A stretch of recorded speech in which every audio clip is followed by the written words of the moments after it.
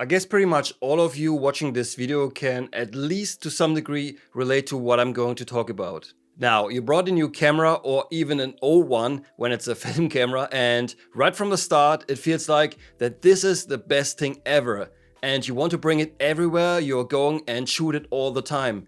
Does that sound familiar to you? I mean, that is probably true for most things in life, not just cameras. It can be similar when it comes to buying maybe a new outfit or pretty much all the things we're buying, especially when it comes to luxury goods that are not essential to survive, but it can also happen when you're starting a new relationship. Well, in the beginning, you're looking through purple colored glasses and everything is sunshine and rainbows, but over time, that color wears off and reality kicks in and things might be very different than before, or maybe even not. In the past I had cameras where I loved using them. Sometimes it was more about the design of the camera. I remember back when the Fujifilm X100, the original one, got introduced, I was blown away by how cool the camera looked back then. I mean, I still think that is a very beautiful camera, by the way. And though when they introduced the X100S, I picked one up on day one and it seemed like it was exactly what I wanted, but after some time using it, I got more and more frustrated about the unreliable autofocus, so I got rid of it. By the way, if you have a similar story and a similar experience with a camera that you once loved and then at one point you disliked it so much you get rid of it, please leave this in the comments down below and share your story with us. I already shared a very similar story with you guys, I think almost a year ago or something, or maybe two, I think rather 2 years.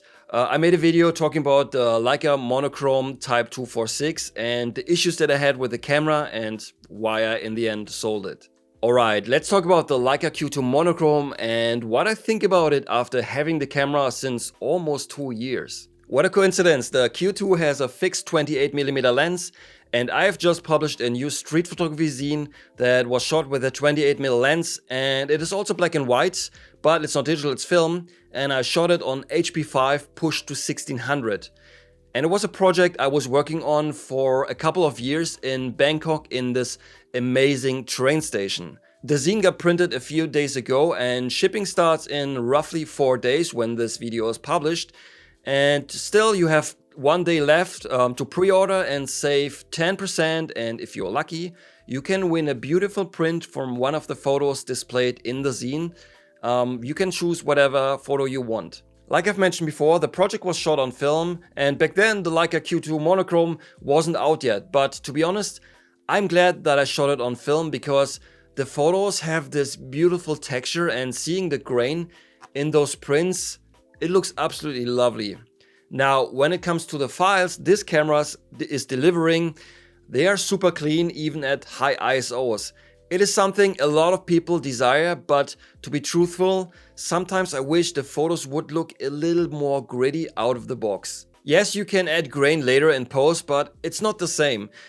But I think this is rather a debate about film versus digital, and I guess on this camera here, the difference is even more prominent.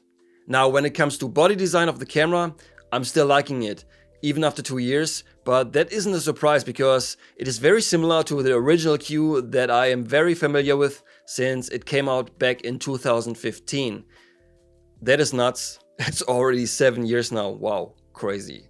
Now, since the honeymoon phase is over, would I still buy a Leica Q2 Monochrom? Yes, absolutely.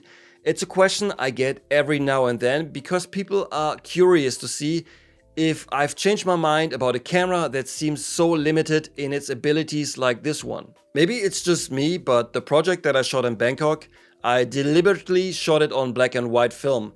I could have shot it on a digital camera and that would have been much easier, I guess. But by giving myself these limitations, it makes the results much more rewarding and enjoyable to look at. Now with the Q2 Monochrom, it's kind of similar because there's only a few things I can do to change the look of the results, and that is by using color filters. I love this challenge because it makes me think more when I go out and shoot instead of dealing with it later on my computer. Of course, it's a matter of personal preference, but for me this camera still meets my expectations. For others it might not, and that is totally fine.